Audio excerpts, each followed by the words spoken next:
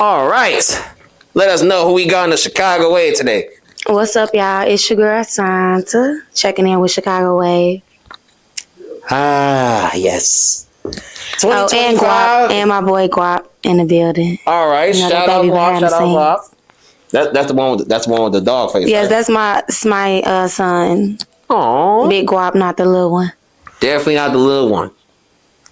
Okay, now we gonna exit him on out.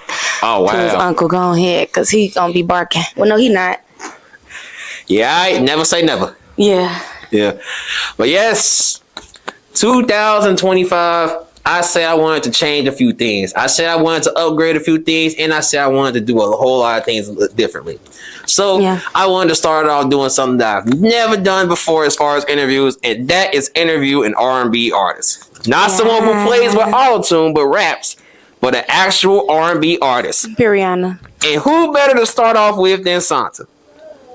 I'm just thankful that she even said she don't mind doing it, you know? Of course, I fuck with you. Like, you definitely support me genuinely. Nothing is forced, so I'm here to do the same thing. And how many times I gotta tell y'all in the comment section or in person, there is nothing better than a relationship that's not forced. Mm-hmm. People want to do that networking connection thing, and it's a good thing to use. But when I hear networking, I think of forced relationships. Yeah. We reached out to each other. We talked to each other. We got an understanding of each other as people. So why would anything be forced with us? Yeah, nah, for sure. It's definitely natural. And there's nothing wrong with networking as long as it's genuine. Like, long as it's not fake. But it can get fake. But that's why I fuck with you, though. Yep. And wait, can I curse? Oh, yeah, of course. We're grown. We are grown. And on top of that, we are not professionals. We are professional, but we're not professional. We be our natural selves here. You ain't got to put on no image for this camera. Be your natural self. All right. A shit show. No, this is... Alright. But in all seriousness though, how are you feeling? It is 2025, it's January, and even though it's been past both of our birthdays, it's still New Year and we're both still living our best lives. So it's important to check and see how you starting off the year so far. I definitely started out the year strong, just staying focusing on my work, my family, and those who I love. So I definitely got, trials and tribulations, but overall, I'm blessed. I feel blessed nonetheless. Mm-hmm. And we're going to talk all about all that right now. So let's get it cracking. Could have been on DJ U16, Shot 'em, No Jumper, Corporate Media Cartel, Drea O, True Teller, DJ Small Eyes, What's the Word TV again. But you're fucking with the way to start off the year, and I appreciate you for that. Period. Thank you for having me. Oh, thank you for being here. Hold on. So now, let's get it all cracking. Okay. The glorious Sonta, an R&B artist representing Chicago in the most finest ways, and not just rap, but R&B.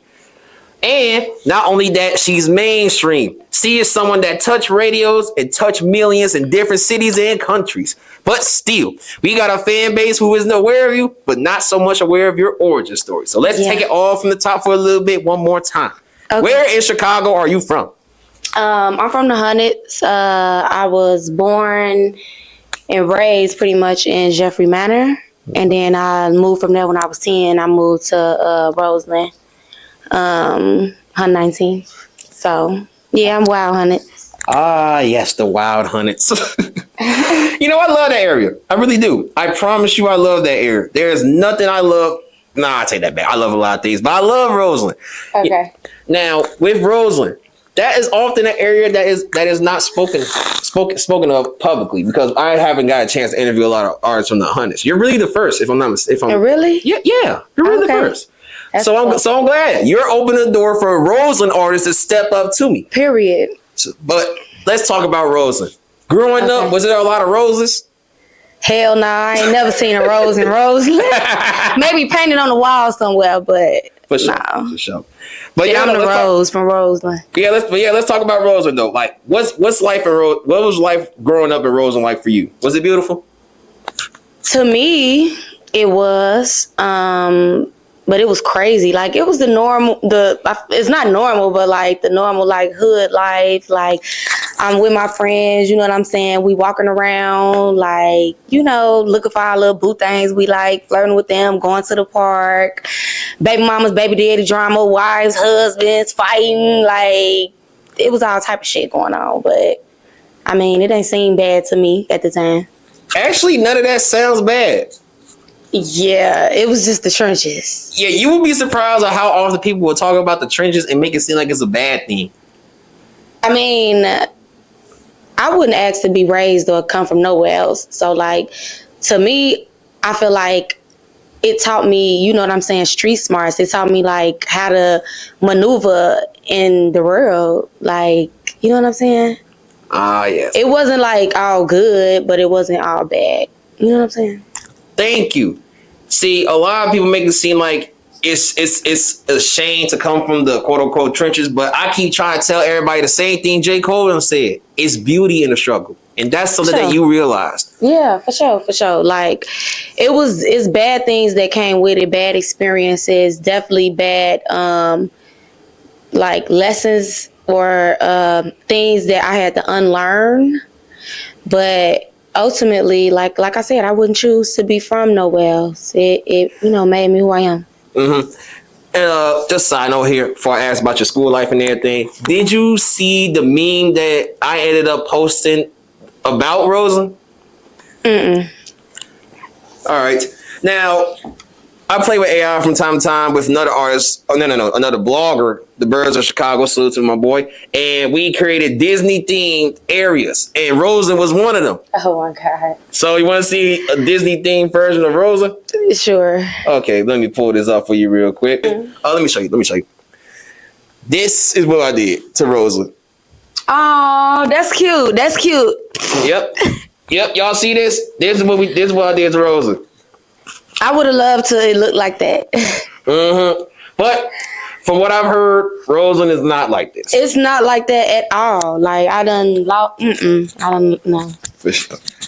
But all right, though. Grass. But all right, though. Let's talk about how green the grass was in high school. So what was school life like for you?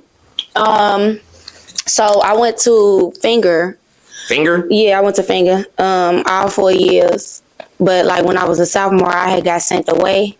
So I got sent away for 6 months when I was a sophomore, and then like toward the end of my sophomore year, I came back and finished at Finger. So yeah, all 4 years. I mean, it wasn't as bad as it used to be because we had got a new principal when I moved in. Like, I don't know if you heard about the Derrion Albert situation. You have heard about that? So it was a situation where like at Finger, some kids, it was a fight, and then they end up hitting Derrion Albert with, it was like a big movement. They hit him with a 2x4 and killed them. And so that made a big movement. Man. So then they put all the kids out that was there and brought in, like, it was a turnaround school. So they brought like a new principal, Miss Dozier, and all that in. So it was like a little better because they was like implementing new things, but it was still like, regular shit. It was bitches didn't like me, hating assholes. Yeah. Hope you bitches watching this.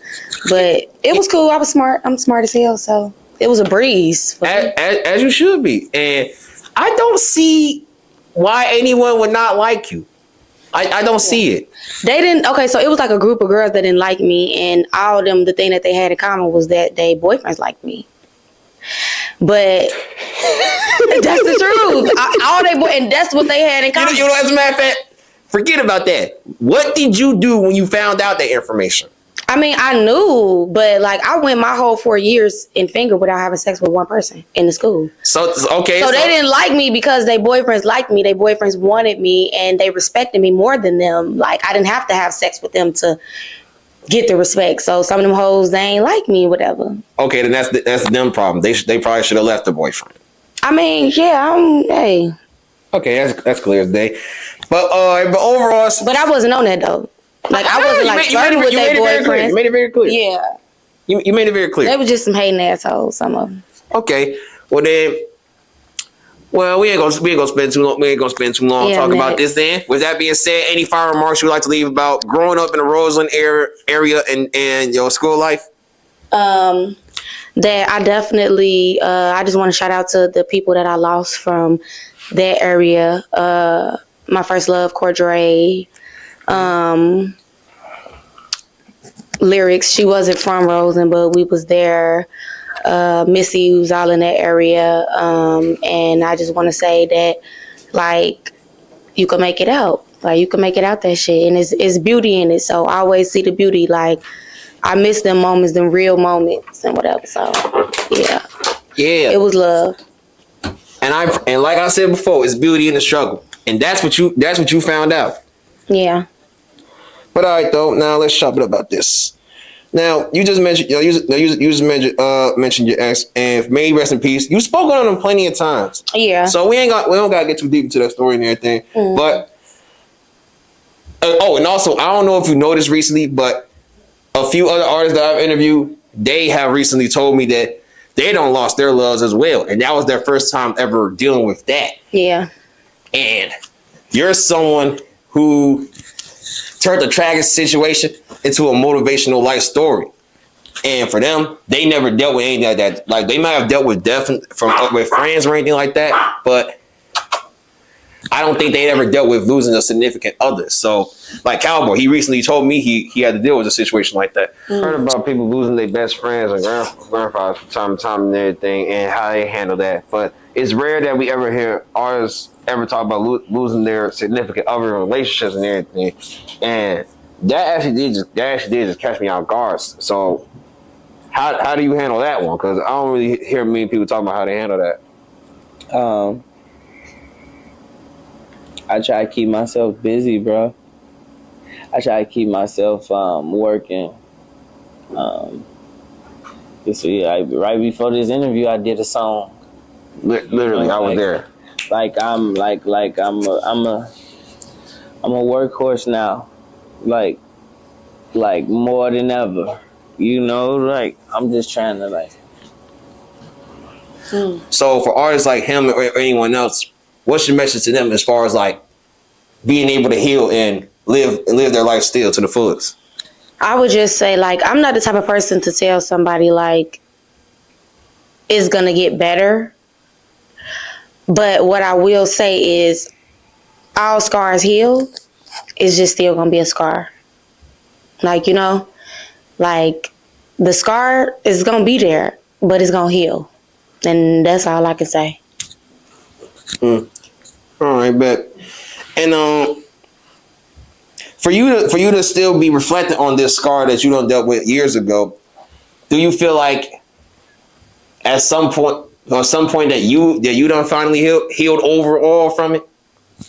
Yeah, I've definitely healed from that situation.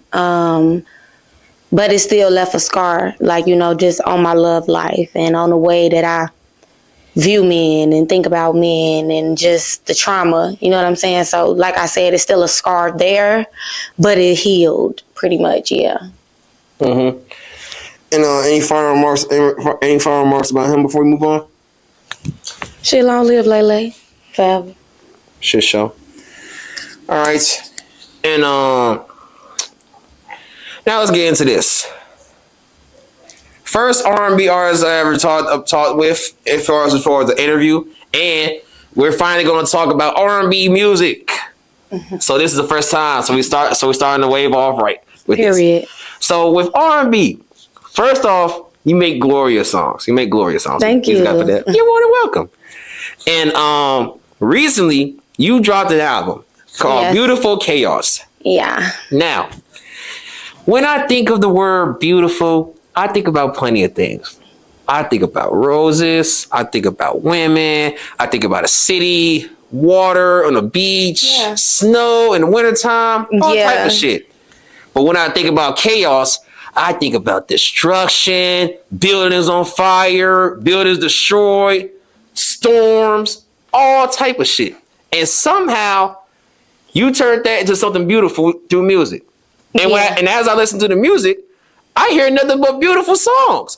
So where does the chaos kick in at? Chicago Wave, what's your message to the youth? It's a million things I could say to them, but if there's one thing that they need to know that I feel like they should know, I'm here for them.